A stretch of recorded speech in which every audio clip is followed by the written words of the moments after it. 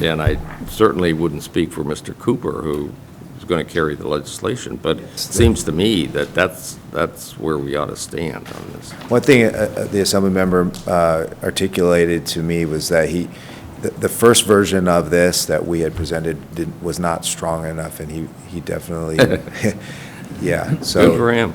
He wanted something stronger. So I think he would agree with that. But Clyde? Yeah. I try never to disagree with the board president, but I disagree. Why not? Everybody else does. I think there's I have two problems with the word use.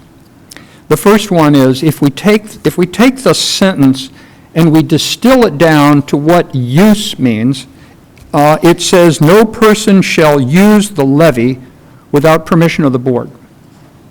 Now, if we go out on the street and we get somebody and say, okay, you can't use the levy, what does that mean? Am I going to use the levy as a hammer or something? I can't use the levy. I think it's really vague as to what in the world that means. Secondly, I think we have, the levies fall into three categories. The first category is the places where we have recreation areas, like American River Parkway, city parks, state parks, where you have public access. So you have those where you have public access. Then you have ones where it's private property or public property where it's fenced or there's no trespassing, you can't go there. And then you have a whole bunch of levies out there for which there are no signs. There's no sign that says no trespassing that people go on, and they wander down and they go fishing, or they tie their boat up and they come up and they camp. And I don't fish and I don't have a boat, that kind of boat. Anyway, so what this section of law would do would say that on this latter category, it's now going to be a misdemeanor to be there. In the past, you could go there. There was no sign that said you couldn't go there. Now this board is going to say it's a misdemeanor.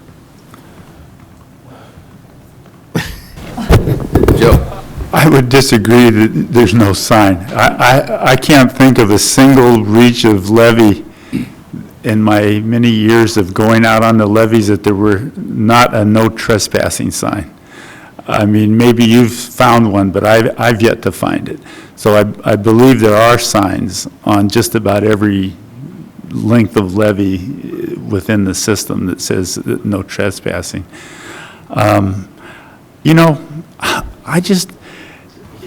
We wouldn't allow somebody to go out and pitch a tent in the middle of I-5. We wouldn't allow somebody to go and dig into Folsom Dam to make an embankment. How is our levee system any less critical? I mean, we're protecting literally hundreds of thousands of people. We have to have enough wording in there that is absolutely clear. You're not allowed to camp on the levee and dig holes in the levee, period. If the attorneys tell us the wording accomplishes that, fine. If there's any uncertainty about it, it's got to be fixed. It does accomplish that. Okay. so Anybody else comment on this?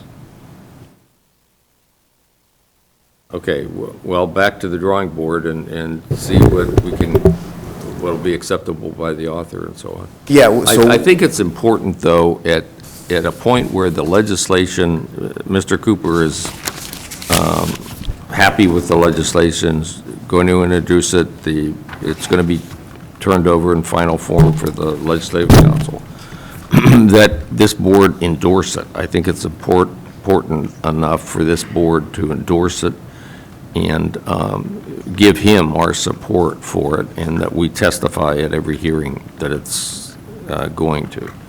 And then we have pictures and the whole thing for the members that are looking at this. This is a very critical issue. And you have board members who have done this for years. Mr. Valines and Mr. McDonald have have done it for years. They know how to do it and are willing to help in any way they can. But just keep us advised. As you know, this is an item that's been placed on our agenda every meeting, so that we're going to have a report until we get this fixed. As I say, Darren, the goal here is to get this damage repaired before next flood season. Yeah. Now, thank God you got the summer to do it, but, you know, we got to get this done. This is beyond silly. This is just ridiculous that this has happened. And what we've heard is that if they can get the folks off, they can do the cleanup, do the inspections, and get things fixed. And so we have an opportunity right now to have something passed in this legislative session. So Assemblymember Cooper's office is working with Senate Policy Committee, and if we're successful in working out these details and working with Ledge Council through Ledge Council's comments, it would be heard on July 9th. And so that's how quickly it would come to go to that committee. And so, again, we don't have comments back yet from Ledge Council. I have no idea what they might say, and we'll see. We'll see, but we will continue to push this forward, and hopefully we have a board meeting in July. I want to clarify. Okay, so on our board meeting in July, hopefully we'll have something that has progressed even further that we could present. And hopefully this board will present to this board for your consideration and hopefully support. Okay. Mike? Thank you very much for the update. I never saw the word use when we were talking about that, but let's you and I talk offline because we were both trying to figure that out in the bill. It would be helpful if we could, well, this is what I would like to do. I don't know if it's going to be helpful for discussion and timing. I feel like we should empower Mr. Suen to go and testify in committee on the 9th, that at least we are supporting in concept. Maybe not as a full board vote yet, because I guess we want to wait until July to do that. I think that the work that he is doing, in addition with the assemblyman, I would hate to have the assemblyman up there testifying and us not say something. So it seems to me like we should be able to say something. I don't know that we're at a point now where the whole board's going to vote to agree. There may be enough votes to do it, but I think, just for collegiality, we should at least have you testify that we're working with the auditor's office, in concept we support, and by the next time it's heard, we would, they'll be in break by then, but at least we can get something on record, a letter, and then we can be there for August. So I think, I don't know if that's an action, but we should make sure that he's testifying on, you're talking, the 9th is a week from Tuesday, so the deadline for amendments is Monday, probably actually today. So it's going to happen without us having any impact on that. No, I know this, well, this is in our wheelhouse. This is part of our job. This is what the governor appointed all of us for. Straighten this stuff out, get it squared away. And all of a sudden, this came up. I thought we were doing pretty well until this came through the back door here. So what I understood from our hearings is that the local law enforcement people want more authority. And if you've worked with them and the manager's office in the city of Sacramento and other, working with the sheriff's department, they feel that this is sufficient. That's what we want to give them, that authority. Now, Darren, ask one other thing. I'm assuming this also covers the right-of-way of the state plan of flood control. That is that area that's adjacent to the levee that is required for vehicles and so on to maintain and operate them during high water events. We can't have this going on in that area either. This basically allows us to do everything. Yeah. Okay. Yeah. It doesn't call out right away specifically, and so I would defer to council if he thinks that's covered, but Yes, President Aguirre, it's not specifically covered in this section, but other sections of the water code talks about the board's jurisdictions, rivers, bypasses, basins, Okay, things of that nature. if there's any so- question, we got to put that in there, because that would be that would be an impediment for the maintenance people who are trying to look at the seepage and all of this kind of stuff. So we need to specifically include that, and there should be no question on the part of the sheriff's the sheriff's deputies or the police officers, that they do have the authority to get them out of there. Yeah. Yeah, okay. I just want to quickly mention, too, that just for public comment, you know, we've been engaging with Legislative Committee Council.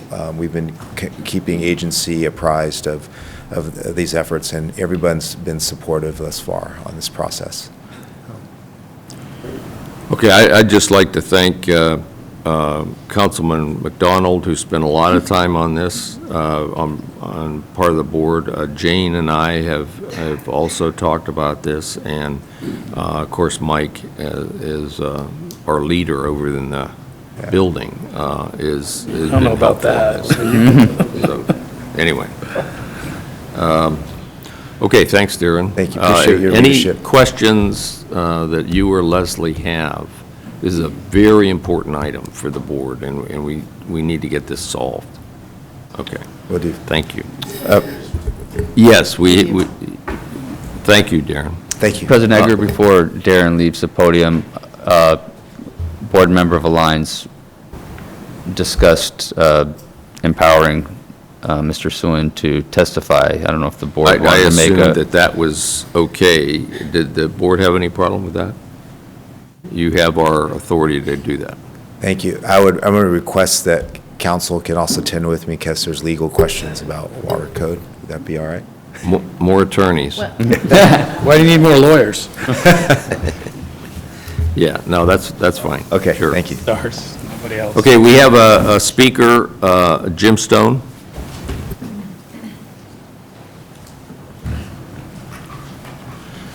Thank you. I'll be very brief. I'm with San Joaquin County Department of Public Works, and one of my responsibilities is the levee and channel maintenance. And we're certainly interested in this. I can't take a position on the bill without, checking with our board and council, but we have been engaged with staff.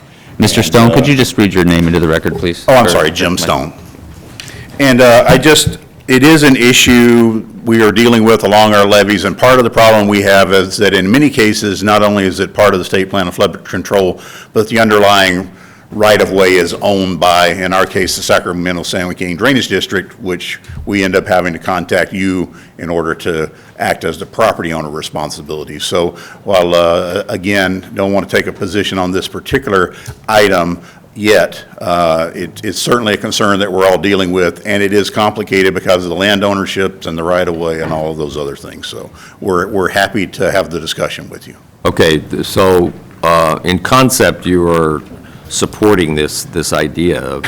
We're supporting the idea of the state being involved in helping us clean up the mess. I'm just as, I can't take a position on this without our board action on it. Sure, of course, Thank of course, yeah. Thanks very much, Jim. I think we have another speaker, Mr. President. And we have one other item. Ron, did you want to speak on this? Good morning. Members of the board, I hadn't intended to speak on this item, but as the discussion went on, I realized I probably had something to contribute. Clearly, Stork, could you just state your name, please? my name is Ronald Stork. I represent Friends of the River here in town and through the state. It is clearly important that law enforcement have the capability to prevent damage and concealment of damage to the flood control system elements. I just have two remarks. One is the issue of critical, to the extent that critical means the same thing as critical energy infrastructure information, just recognize that the federal government prevents members of the public from having information and ability to understand matters that are classified such. Big mounds of dirt have actually, are just that, and I'm not I'm not 100% sure that you want to go into a situation where you're trying to classify parts of your levee system in ways that are unavailable to the public. That's just a caution. The other issue is, to the extent that the board feels that it wishes to support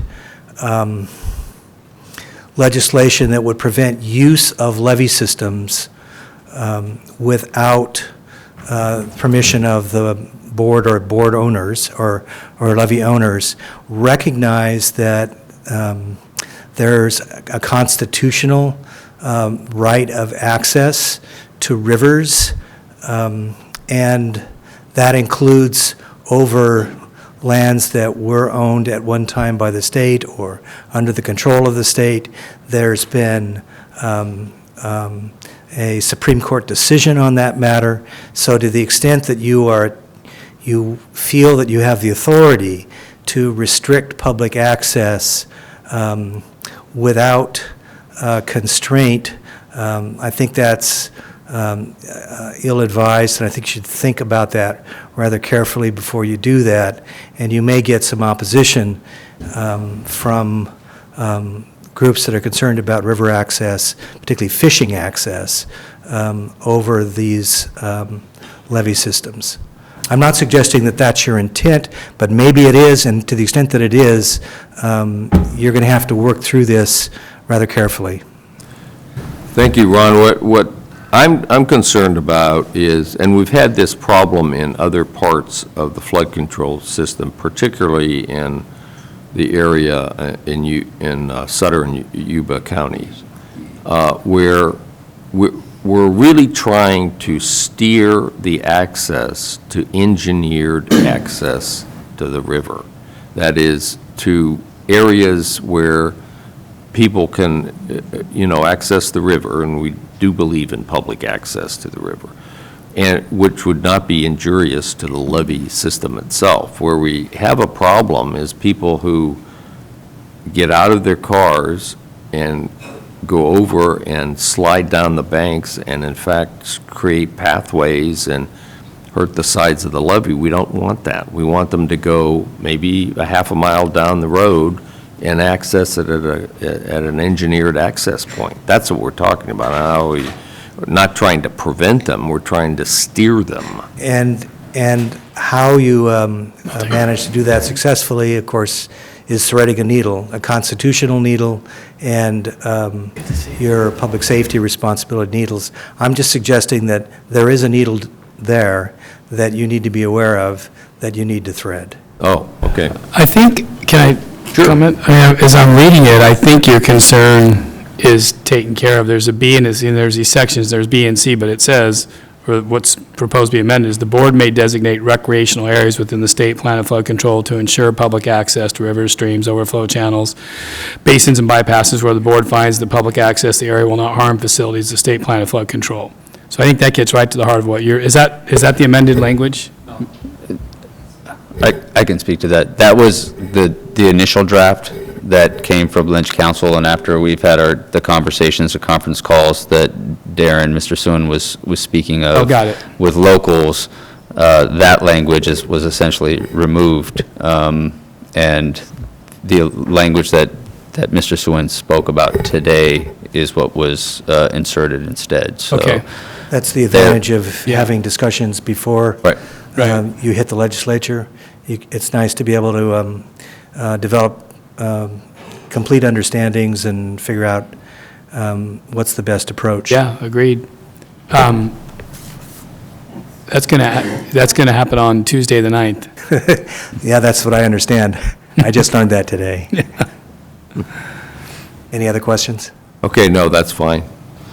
And if I may just add, I was actually responsible for that language that talked about recreation areas, because it was our attempt to balance the various interests, that to protect the flood control system and also recognize there's a constitutional right to access the river. And exactly as you explained, President Edgar, that the intent is to steer the public to those points of access that are engineered for that purpose and not to utilize other parts would actually could damage and injure the flood control system. Okay. Any other speakers on this item? Okay, thanks very much, Darren. Okay, in accordance with what I said at the beginning of the meeting, we're going to take up item 10C now. And item 10C is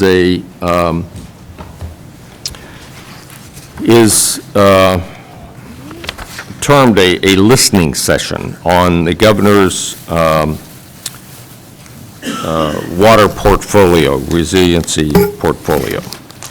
And a number of us, just in the way of background, a number of us were called to a meeting that was convened by the Planning and Conservation League and attended by Nancy Vogel, as most of us know, has been chosen as the head of the office that's going to oversee the implementation of the governor's water portfolio. Now, I think I speak for Leslie and myself and Jane and Clyde, who've been kind of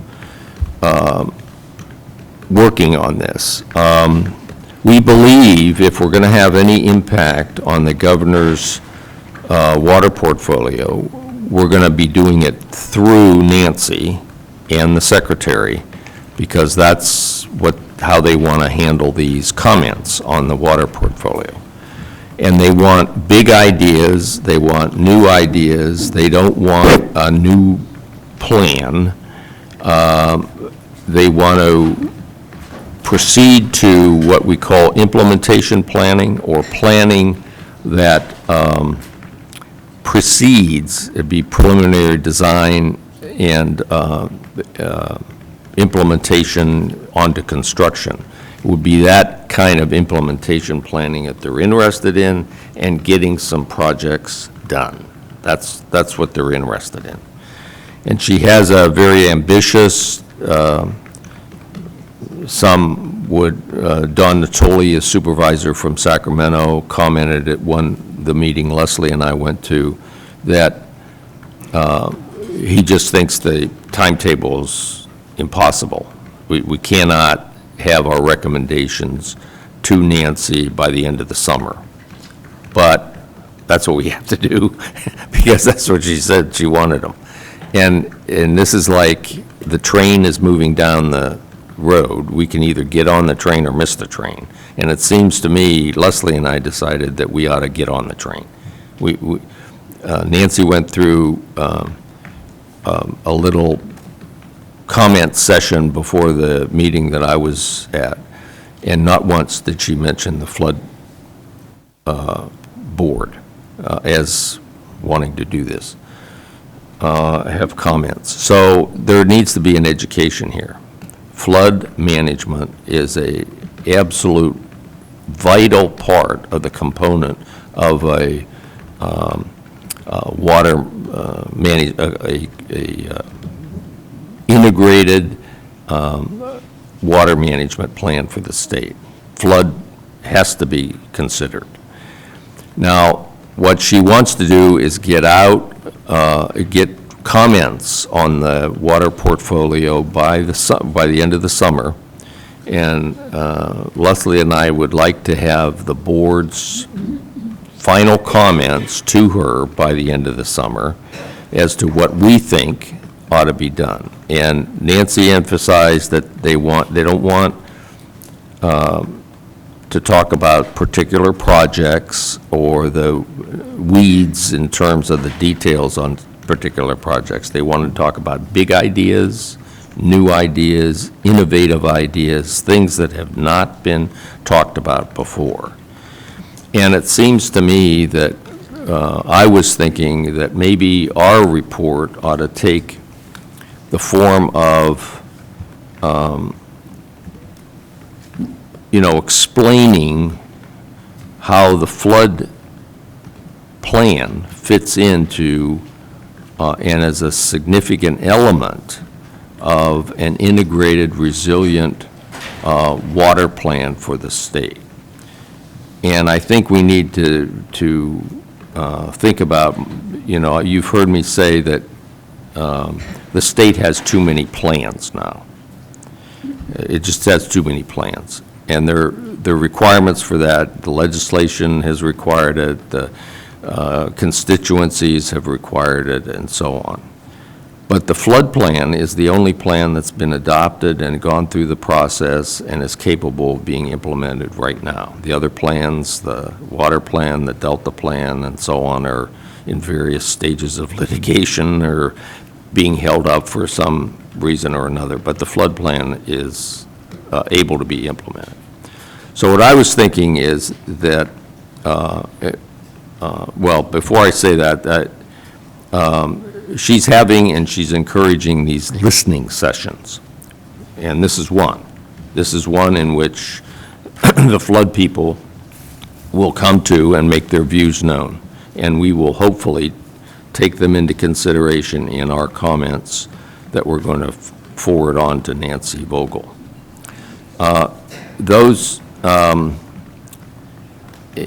There are going to be more listening sessions, and there should be, because there are different constituencies that go to these meetings. The same people that go to the Delta Stewardship Council meetings are not the same people that come here. People that go to the Water Board meetings for, decisions on flow standards and so on do not come to this meeting. People that come to this meeting do not go to the other meetings. So you need to have a series of listening sessions. This is one. There needs to be one at the Water Board. There needs to be one at the Delta Stewardship Council. There needs to be one at these other venues, and as many as possible. And she's fine with that. She wants us to get this, the elements and the priorities set forth in the governor's executive order, which you all have copies of. She wants everybody to know about and comment on them, and those are her ideas. Now, it seems to me that our comments ought to have some themes in it. One theme would be, at least I believe, that our target, and it's not going to be achieved anytime soon, but our target ought to be to have one comprehensive, integrated, resilient, comprehensive water management plan for the state. Not, the ones we have now, 17 or whatever they are. Our target ought to be to have one, and we need to work toward that target. The second theme ought to be, we ought to build on what we have now and not start from scratch. We have a lot of foundational material that's already been prepared over a number of years, and it's very good. What we need to do is take advantage of all that and bubble it up and look at it. Some of it's contradictory, at least according to the feedback I've gotten. Some is contradictory, some is based on different information and material and so on. But that's good because we can get those resolved. Those disconnects among all the foundational material and all these different plans has to be similar. We have to have the same foundational information. Now, it's all going to change as over time, recognize that, but at least we use what we have now and not start from scratch. And the third one, I think, if we really want to get to a point where we can implement some things, we need to do it based upon regional areas. Either a watershed area, the Corps loves that, so that would be good. But regional planning areas, probably based on watersheds, and take a more holistic approach to it. And we can do that by doing some pilot studies. Some are already in effect. And Tim Washburn from is doing some work for SAFCA and so on, has suggested a couple of those. But to demonstrate that we can achieve the priorities in the water water portfolio plan that the governor has proposed by looking at specific geographical areas, looking at them holistically, biological issues, environmental issues, flood management issues, water supply issues, water quality issues, and so on, in smaller geographical areas. And of course, one that's underway right now is the YOLO bypass, which we're all familiar with. That ought to be an absolute priority to see if this can work. That is, cut across all of these different plans, take what we have now and apply it holistically to regional areas. Another one was suggested was taking the Corps. The Corps has now made a decision. In fact, I went to a celebration. I couldn't get Joe Countryman to go, but he should have gone. A celebration of the completion of the operational manual for Folsom Dam. Now, he just thought that was ridiculous, but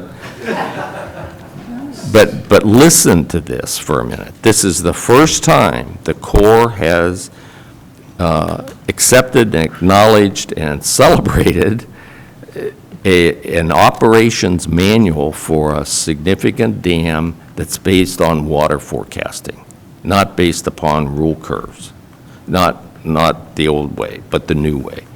And what we might consider, as Tim Washburn said, is expanding that. In other words, seeing if the Corps would accept that kind of a philosophy for the upstream dams that are privately held or held by other areas, see if they would accept that. We're actually doing that by a joint phone call in the San Joaquin now. We're kind of doing that. But to take this opportunity that the Corps has given us, that they're going to change the way they do reservoir planning, and see if that can work in other areas or expand an area. That might be an area that would benefit both water supply and flood planning. And another area that would be an example, in the San Joaquin, the area of somehow figuring out how we're going to manage climate change in that area. And it's got to be spreading out the water. It's got to be using weather forecasts for the reservoirs, the smaller reservoirs they have, spreading the water out because those channels are just are not even as good as ours, and ours aren't great in the Sacramento Valley.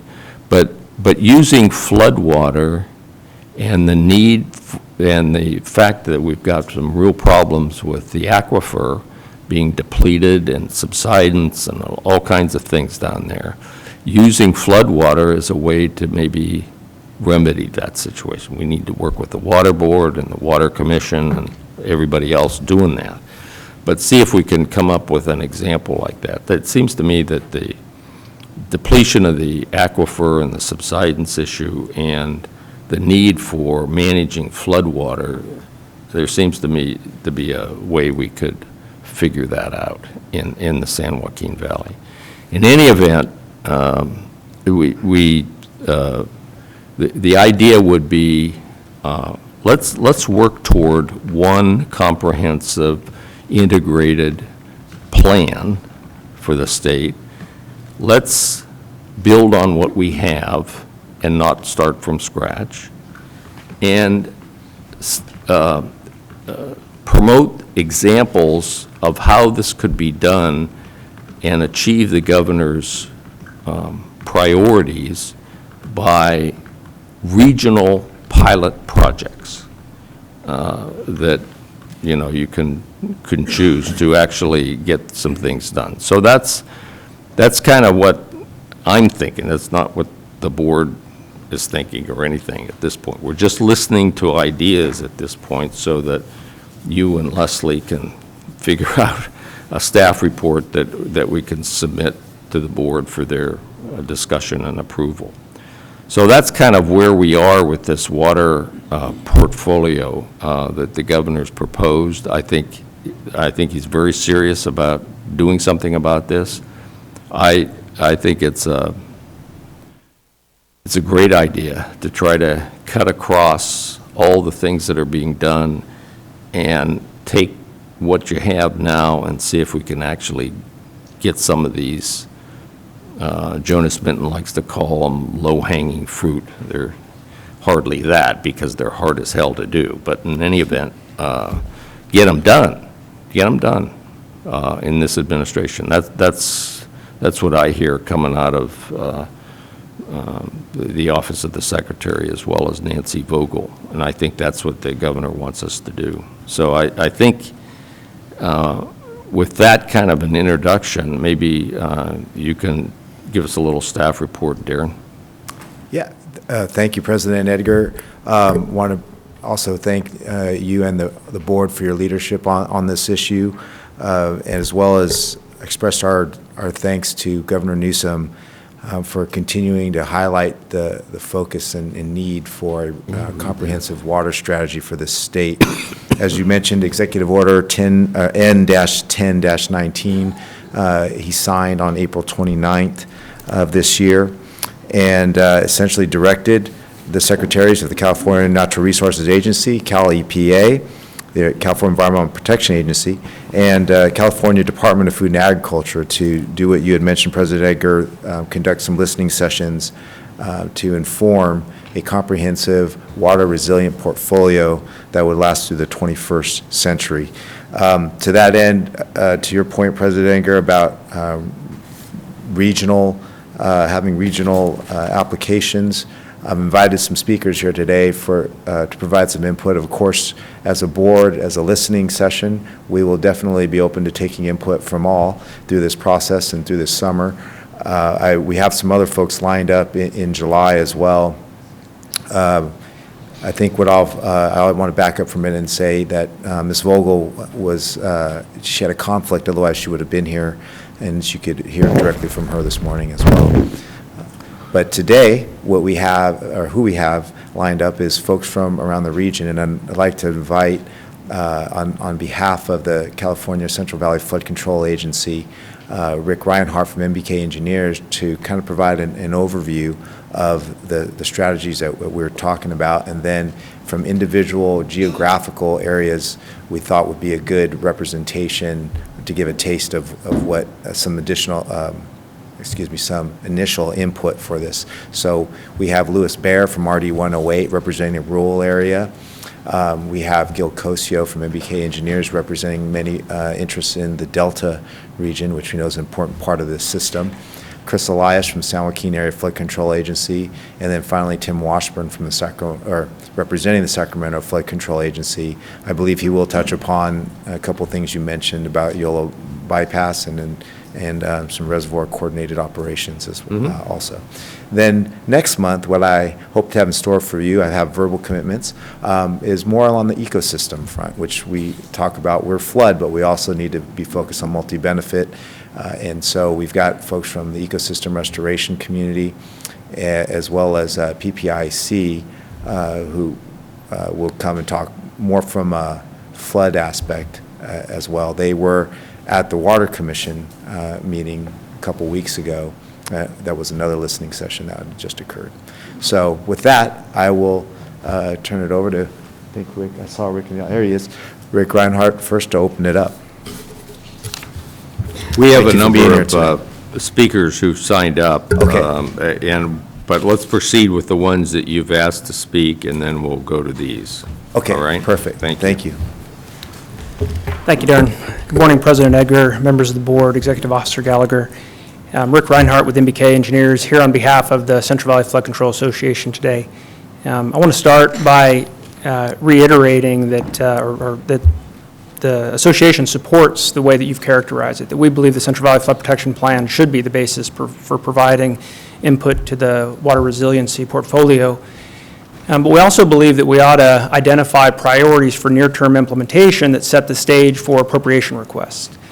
I'm going to talk about a letter that we've developed in response to a May 29th meeting we had with Secretary Crowfoot and Ms. Vogel, and leave some of the more specific details to our members who are going to provide input on the Delta, the rural areas, and our urban members. Our letter focuses on the successes we've had to date on implementing the Central Valley Flood Protection Plan, the work that we've done to reduce flood risk, to enhance the ecosystem, and to build resiliency towards climate change through our investments in Prop 1E and the local dollars that have been raised in our federal investments. We also highlight the accomplishments we've had with the Core Civil Works program in reducing flood risk in the urban areas, and most specifically, the securing of the $2 billion in supplemental appropriations and the tremendous accomplishment that that's going to result in managing flood risk. Our primary focus is on recommended actions that could support our proposal for an annual $100 million appropriation request from the State General Fund.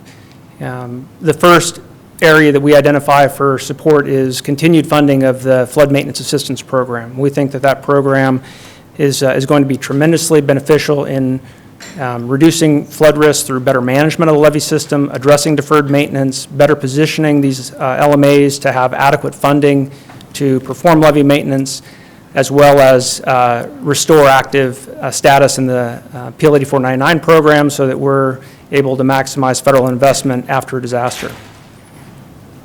We also want to make sure that the damage that's been done to the system through the 2017, 2018, and now 2019 high water events is adequately funded. We know that the sites that DWR intends on preparing, currently they do not have sufficient appropriation to complete the repair of all of those sites, and we're going to need additional appropriations for that. We also have small community feasibility studies that are underway that are getting ready to be completed, but we don't have money for implementation. We want to make sure that we're setting the table for funding of the recommendations when those small community feasibility studies are completed later this year or early next year. Next, we think the regional flood management plans have provided a venue for building broad support for the Central Valley Flood Protection Plan and remain a critical element in the board's outreach in implementing the plan. And we want to make sure there's continued funding for the RF&P programs. And lastly, we want to make sure that the Delta Levee Subventions Program is adequately funded going into the future. So I've provided a copy of the association's letter to Darren Soon. I'm happy to answer any questions on my overview today, but look for our members to provide more specifics on the details for the rural, urban, and Delta portions. Thank you. Thank you, Rick. Any questions for Rick? Yeah. Louis Bear?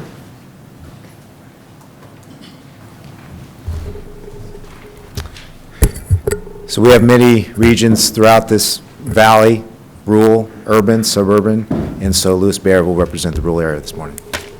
Morning, Louis. Yeah, President Edgar, members of the board, I would like to take this opportunity actually to thank Jane. She's been our representative in our region, and she spends a ton of time with us helping understand our issues, and so I thank you very much, Member Dolan, for that. So Louis Bear, I represent 3 local maintaining agencies in the Sacramento Valley. We take care of about 100 miles of flood control levees, and we also wear another hat, and so you'll hear that theme in my comments, but we irrigate about 50,000 acres of agricultural farmland in the Sacramento Valley. So we get to see both the water supply and the flood control side. And my comments, I think, supposed to represent the rural area, but frankly, a lot of the rural area right now is involved with habitat restoration, so maybe I'll come back next month as well. And but actually, I'll speak to that this time. So I serve as the vice president of the Flood Control Association, so I'd like to start by echoing what Rick has said. Those are really important issues for us, and the association appreciates the opportunity to pass those along.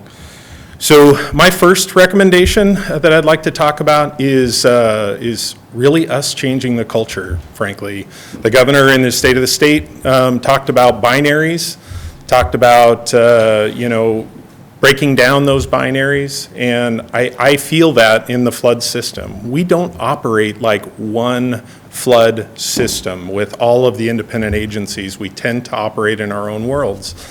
And it creates some real inefficiencies and challenges that I think could be done a lot better.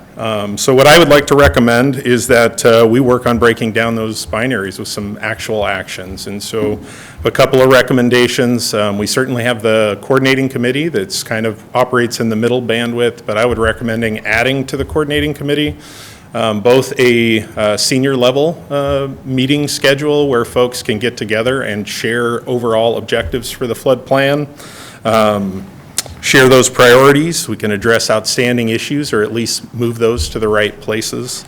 And we can provide consistent messaging back to our own agencies. And so I'm speaking about the Corps and the Flood Board, DWR, the local maintaining agencies, and even our environmental partners having senior level meetings. Maybe that's a quarterly effort.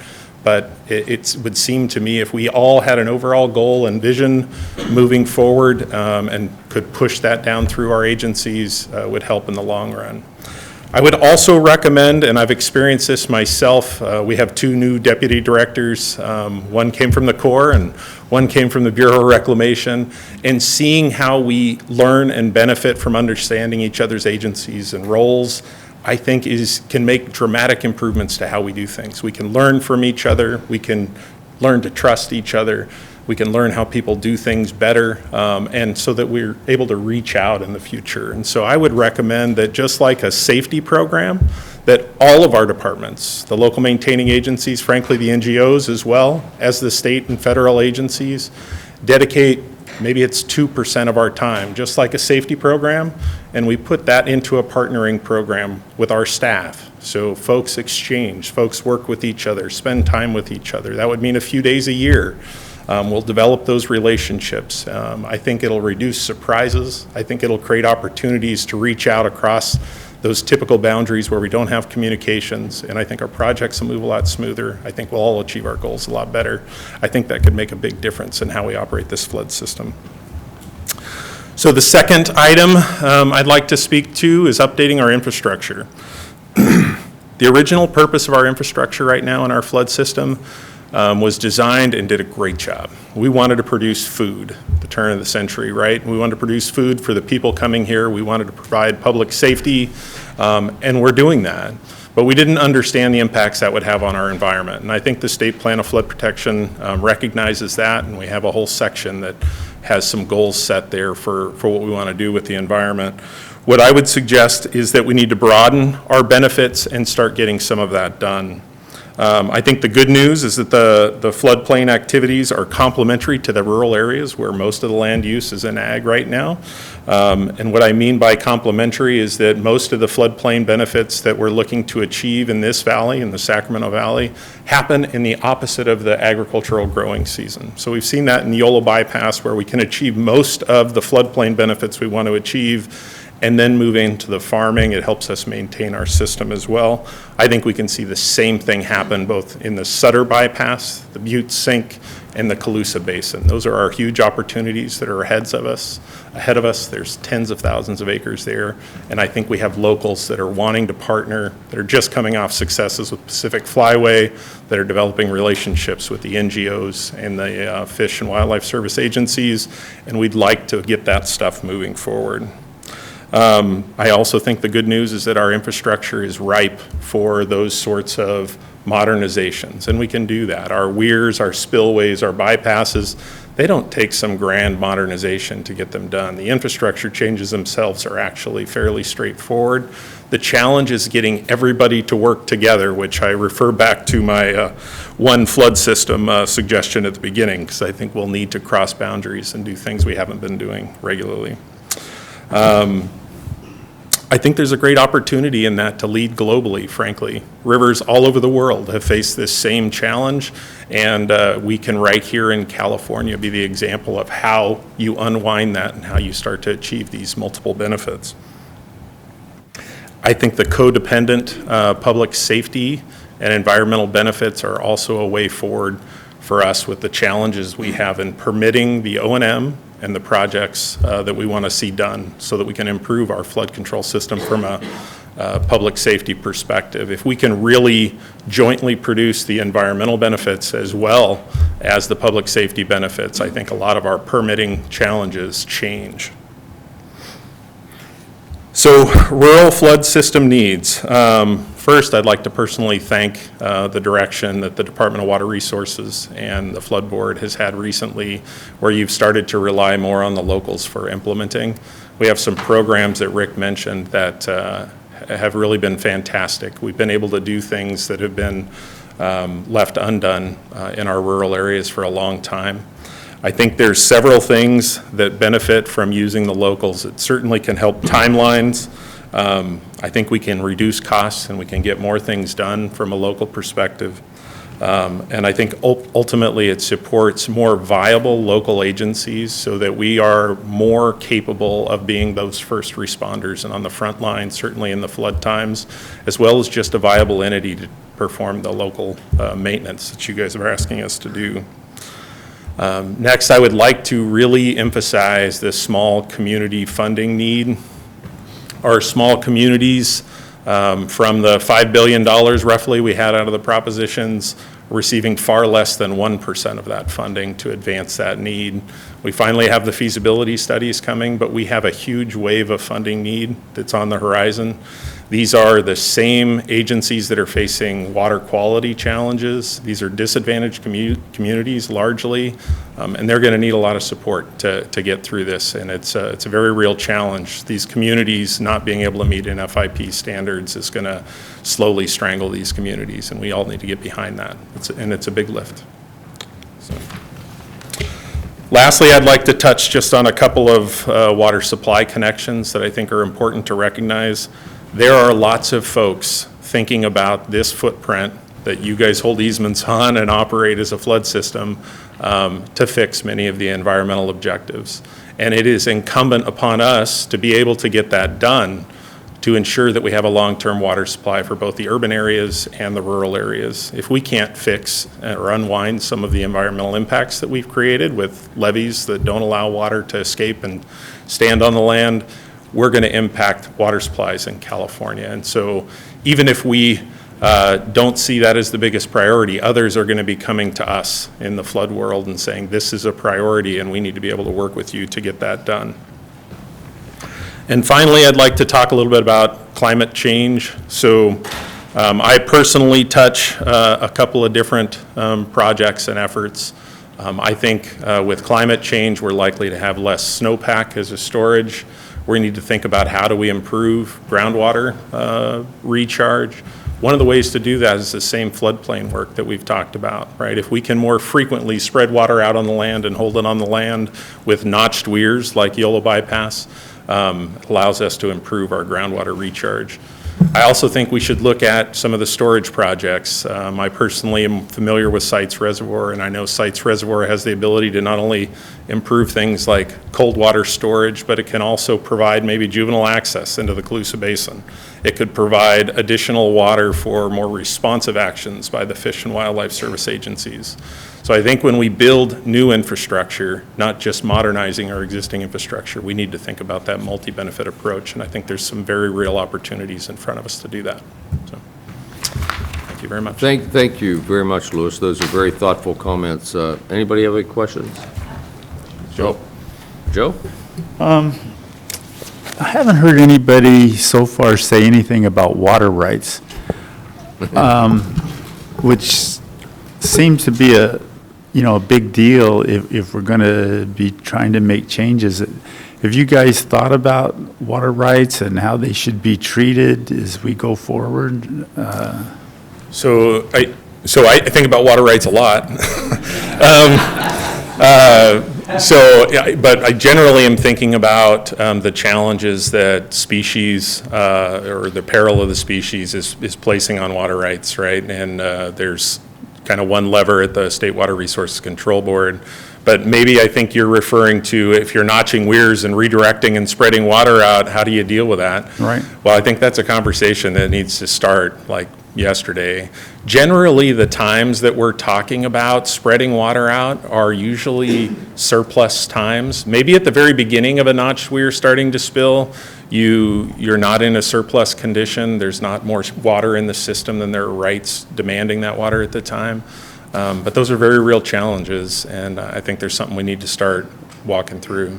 Yeah, I mean, I just bring it up because my history tells me that it's not something that necessarily people want to talk about, but it can easily become a big block on actions if it's not readily acknowledged and discussed as we go along. So that's why I bring it up. Yeah, and I think sometimes it can be the biggest challenge when you don't have the leadership or the vision. I mean, if you get somebody, if really the governor's plan is to move forward with this new sort of landscape, I think it kind of gives the space for the agencies to say, well, let's find a way to make this work. It's very different than you're starting from the bottom up, trying to get an agency to do something they've never done before, and they're not sure if the guys up above are gonna, shake their hand or, smack them on the back of the head. So I think the idea of a resiliency portfolio might allow that sort of creative work to get done that we'll need.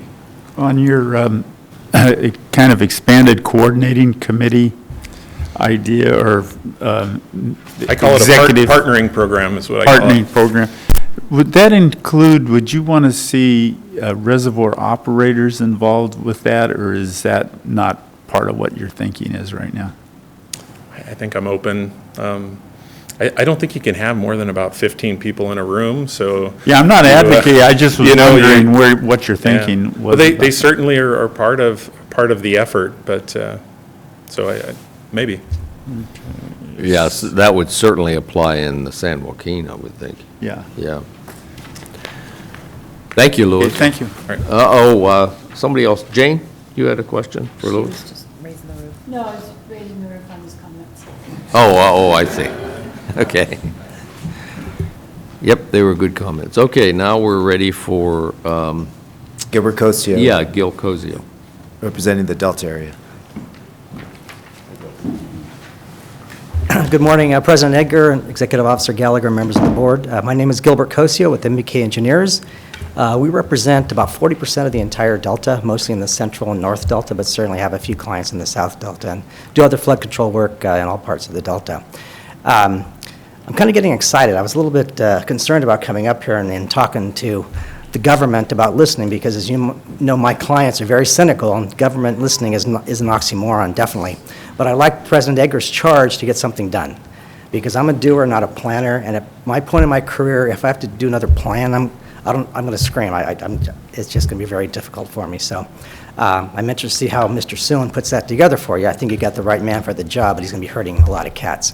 And the other thing I'd like to hear is what Mr. Washburn has to say about pilot projects, because we've done a few. At the end of the CalFed years, late 90s, early 2000s, we did a few, and they worked.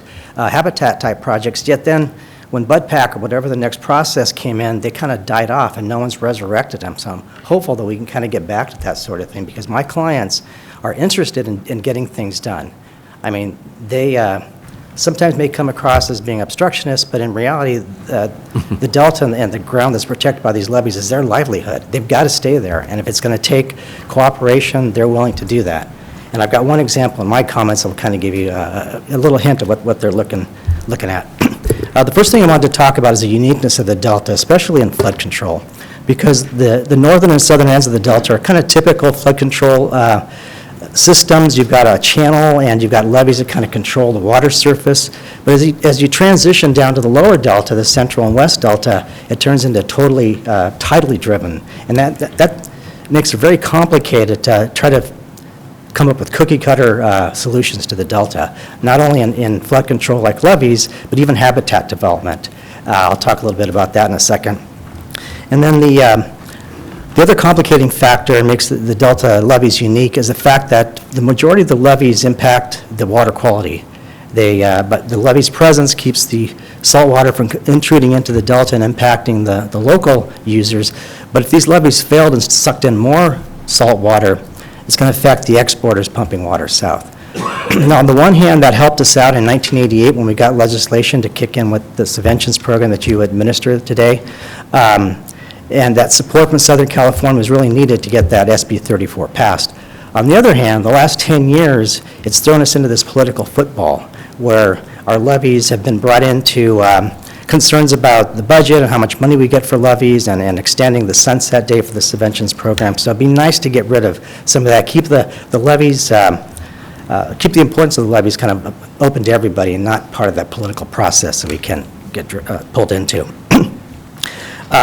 The other thing I'd like to talk about is the subventions program. I mean, this program hit in 1988, and it hit the ground running, and if you look back at what these levies looked like in the mid-'80s and what they look like by the end of the '90s, it's incredible. I mean, because we were able to get money and assist these farmers to raise these levies, which was the first priority, we averted overtopping and possible levy failures in 93, 95, 97, 98, and then in 2000. I mean, just unbelievable how quickly the program reacted.